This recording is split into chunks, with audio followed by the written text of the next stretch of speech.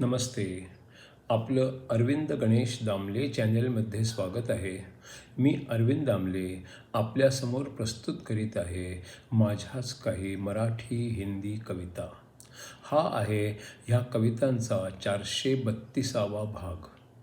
आपल्याला या पसंत पडल्या तर चॅनेलला सबस्क्राईब करा, लाईक करा, शेअर करा आणि बेल आयकॉन दाबायला विसरू नका.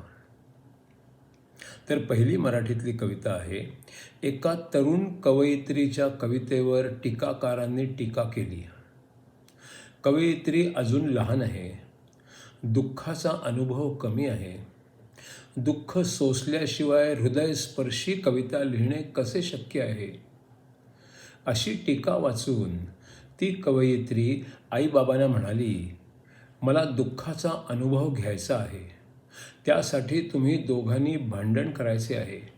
शक्यतोवर लवकर घटस्फोट घ्यायचा आहे. मगच मला दुःख का काय ते कळणार आहे आणि मग माझी कविता हृदयस्पर्शी व्हायची शक्यता आहे. आता दुसरी कविता आहे.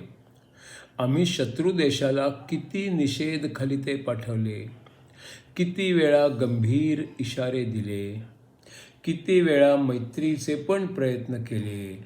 असे सर्व सांगण्यात सरकार पक्षाच्या किती मंत्र्यांनी संसदेचे किती तास वाया घालवले. वेळ आणि ऊर्जा दोन्ही वाया घालवले. मग हे सर्व करण्यात देशाचे किती नुकसान झाले हे सांगण्यात विरोधी पक्षाने देखील बरेच तास वाया घालवले. एकूण काय, सर्वांनी मिळून देशाचे बरेच नुकसान केले. आता तिसरी कविता आहे. महाभारतावर आधारित. हा आहे महायुद्धाच्या नंतरचा धृतराष्ट्राचा विचार. मैं तो जन्म से अंधा था, कुछ देख ही नहीं पाता था. जो भी अच्छा लगे मुझे मैं उसे सही समझता था. मैं तो जन्म से अंधा था, कुछ देख ही नहीं पाता था. जो भी अच्छा लगे मुझे मैं उसे सही समझता था. खाना पीना कसरत करना इनमें ही समय बिताता था. बाकी जो भी मन भाए उसको ही करता रहता था. मैं पत्नी पुत्र राज इतना ही महत्व रखता था. इनके लिए हर संभव करना इसको कर्तव्य मानता था. मैं पत्नी पुत्र और राज इतना ही महत्व रखता था. इनके लिए हर संभव करना इसको कर्तव्य मानता था. नीति धर्म स्वार्थ और प्रेम सब मुझ तक ही सीमित था. औरों को उसमें स्थान न था. मैं मेरा में मैं अटका था. नीति धर्म स्वार्थ और प्रेम सब मुझ तक ही सीमित था. औरों को उसमें स्थान न था. मैं मेरा में मैं अटका था. आज महसूस करता हूँ मैं, मेरे बाहर भी दुनिया है. उसको सम्मान दुख तृष्णा है. सबकी दुनिया अलग ही है. आज महसूस करता हूँ मैं, मेरे बाहर भी दुनिया है. उसको सम्मान दुख तृष्णा है. सबकी दुनिया अलग ही है. पर इतने सालों के बाद मैं औरों की क्यों सोचूं. अब तक सोचा केवल खुद का, मैं वैसा ही क्यों ना सोचूं. पर इतने सालों के बाद मैं औरों की क्यों सोचूं. अब तक से सोचा केवल खुद का, मैं वैसा ही क्यों ना सोचूं.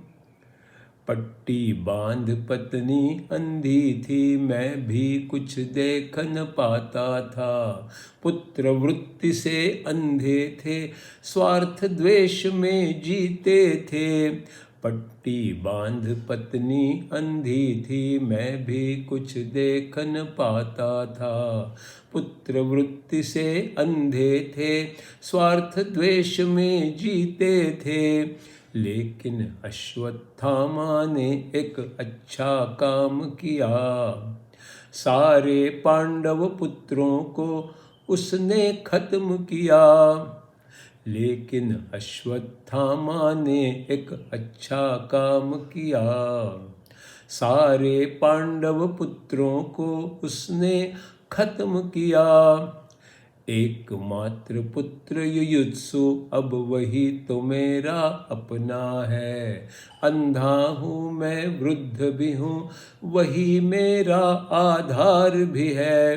एकमात्र पुत्र युयुत्सु अब वही तो मेरा अपना है। अंधा हूँ मैं, वृद्ध भी हूँ, वही मेरा आधार भी है। कभी तो एक कौरव यहाँ पे राज करेगा, राजमाता राजपिता वो हमको बनवाएगा। कभी तो एक कौरव यहाँ पे राज करेगा, राजमाता राजपिता वो हमको बनवाएगा। पंडु का वंश शेष होगा तो युयुत्सु ही बच जाएगा। पांडव वंश के बाद कौरव ही तो राज करेगा। पंडु का वंश शेष होगा तो युयुत्सु ही बच जाएगा। पांडव वंश के बाद कौरव ही तो राज करेगा।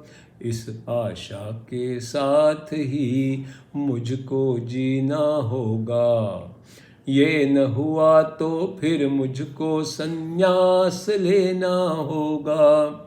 पर कृष्ण ने सत्यानाश किया, उत्तरा पुत्र को बचा लिया।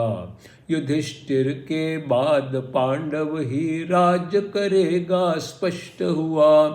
पर कृष्ण ने सत्यानाश किया, उत्तरा पुत्र को बचा लिया।